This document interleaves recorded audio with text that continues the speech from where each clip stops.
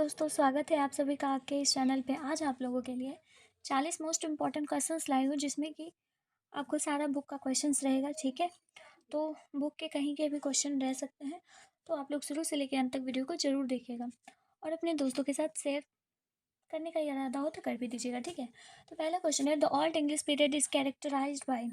Old English period जो है वो कैरेक्टराइज किससे होता है? तो वो जो इन्फ्लेक्शन से कैरेक्टराइज्ड हुआ। ठीक है, inflection. Option number C correct होगा। A major linguistic change in English as.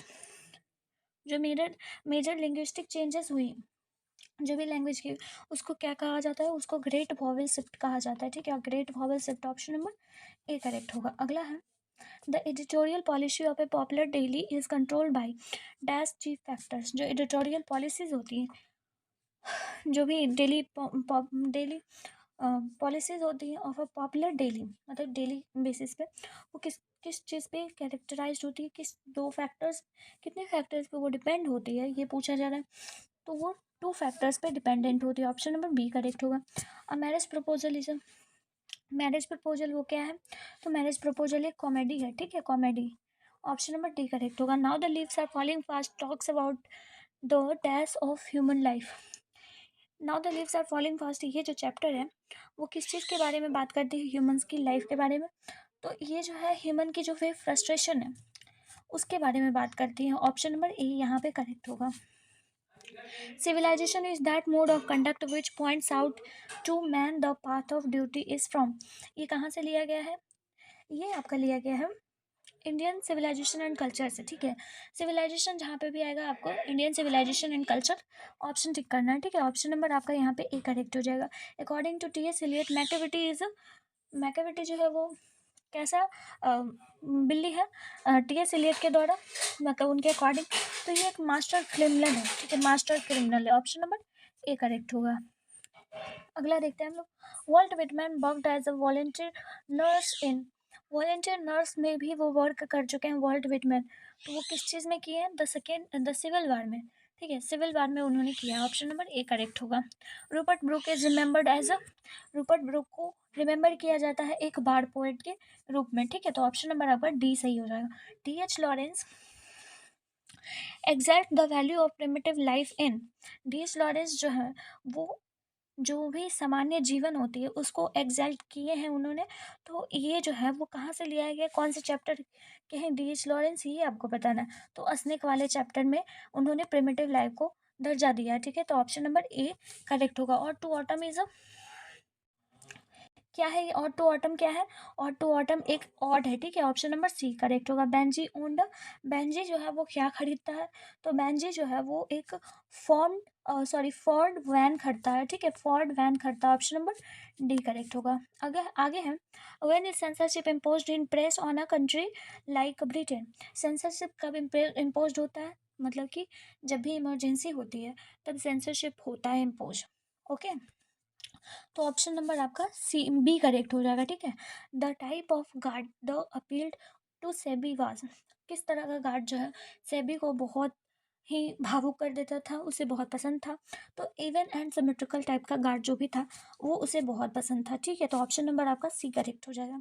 इमेंसिफिकेशन proclamation gave the Negro, ये जो एक साइन हुआ था, इमेंसिफिकेशन इमेंसिपेशन प्रोक्लेमेशन जो साइन हुआ था निग्रोस के लिए, ये क्या दे रहा था उन्हें? तो उन्हें ये फ्रीडम फ्रॉम स्लेवरी, जो भी गुलामी हुई थी उसके लिए आज़ादी दे रहा था। ठीक है, question, people sorry our ancestors डिसऑर्ड disordered. 76 number question, our ancestor disordered us from, मतलब कि जो हमारे एंसेस्टर थे वो किस चीज़ को जो है वो ज़्यादा प्रायोरिटी देते थे? वो जो है वो लग्जीरियस और प्लीजर्स को।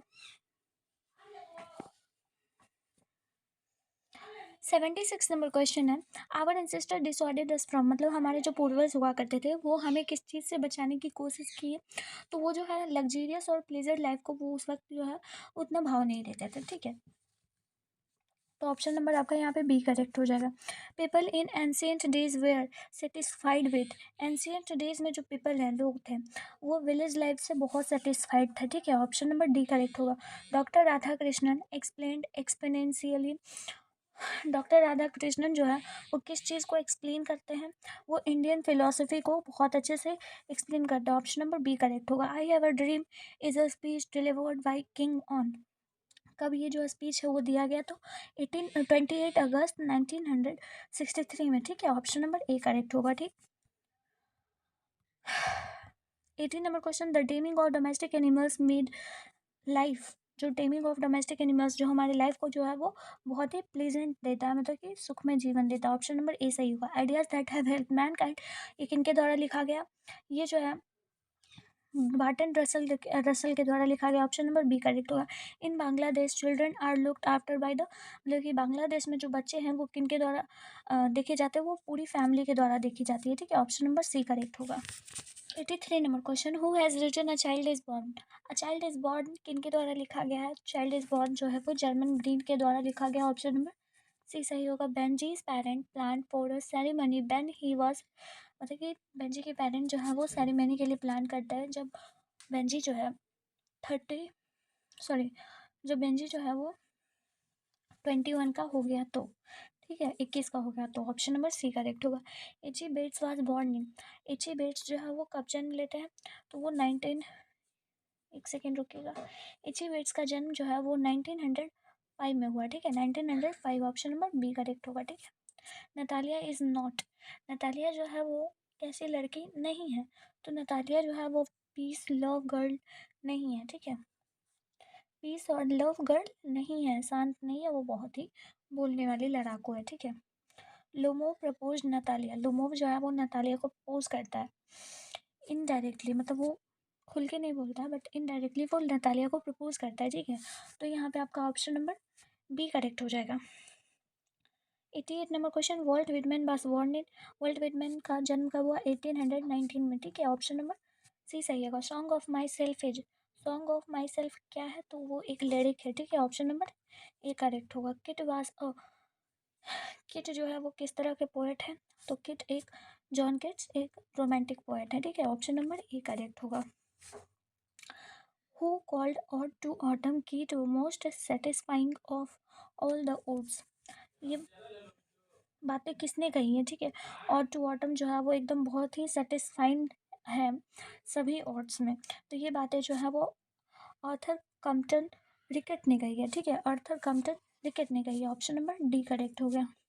Brooke inspired patriotism in the dash page of the first world war, Brooke जो है, रॉबर्ट ब्रूक जो है वो देशभक्ति के प्रति इंस्पायर्ड हुए किस फेज में? तो वो मतलब फर्स्ट वर्ल्ड वॉर के किस फेज में इंस्पायर्ड हुआ? तो ईयरली, शुरू में ही, प्रारंभ में ही हो गया था। ऑप्शन नंबर ए करेक्ट होगा, ठीक है। आगे है, who has composed the poem Macavity the mystery cat, Macavity the mystery cat जो है वो टी.एस. इलियट के द्वारा लिखा गया है, ठीक है। ऑप्शन नंबर ए करेक्ट होगा। Eliot was awarded Nobel prize for literature in, कब उन्हें लिटरेचर मिला था, नोबेल प्राइज मिला था लिटरेचर के लिए? 1948 को। ऑप्शन नंबर बी करेक्ट हुआ। Who is the speaker in the poem snake, snake poem के कौन है स्पीकर? टी.एच. लॉरेंस, ठीक है। ऑप्शन नंबर डी करेक्ट होगा, okay. Who is considered the greatest English dramatist, किन्हें जो है वो इंग्लिश ड्रामेटिक का सबसे महान माना गया है? तो उन्हें, तो शेक्सपियर को माना गया सबसे महान, ठीक है। ऑप्शन नंबर डी करेक्ट होगा। Dash has the largest number of native speaker, जो चाइनीज़ लैंग्वेज है ना उसका सबसे ज़्यादा बोले जाने वाला भाषा है, ठीक है। तो यहाँ पे आपका ऑप्शन नंबर बी करेक्ट होगा। Kamala Das has earned respectful place in the both English and literature, English and literature और मलयालम, ठीक है। मतलब कि कमला दास जो है वो इंग्लिश लिटरेचर भी लिख लेती है और साथ ही साथ मलयालम भी लिख लेती हैं, ठीक है। तो ऑप्शन नंबर बी आपका करेक्ट होगा। Nanu Kaka dash before he spoke sorry, before Nanu Kaka before he spoke, मतलब कि नानू काका जो है इनहेल्ड सम स्नफ, मतलब कि वो एक चुटकी सूंघनी को सूंघते हैं जब भी पहले बोलते हैं, तो ठीक है, मतलब बोलने से पहले इनहेल करते हैं। ऑप्शन नंबर सी करेक्ट होगा। अगला है 100 number question, my children will not be judged by the dash of their skin, मतलब कि मेरे जो बच्चे हैं वो स्किन के कलर के बेसिस पर जज नहीं किए जाने चाहिए। ये मार्टिन लूथर किंग जी के द्वारा बोला गया है बात, ठीक है। तो यहीं तक आपका क्वेश्चन था और मुझे पूरा उम्मीद है कि आप लोगों ने 40 में से 40 सारे क्वेश्चन को सही किए होंगे, है ना। चलिए फिर मिलते हैं फिर नेक्स्ट वीडियो में। तब तक के लिए पढ़ाई करते रहिए। Bye bye.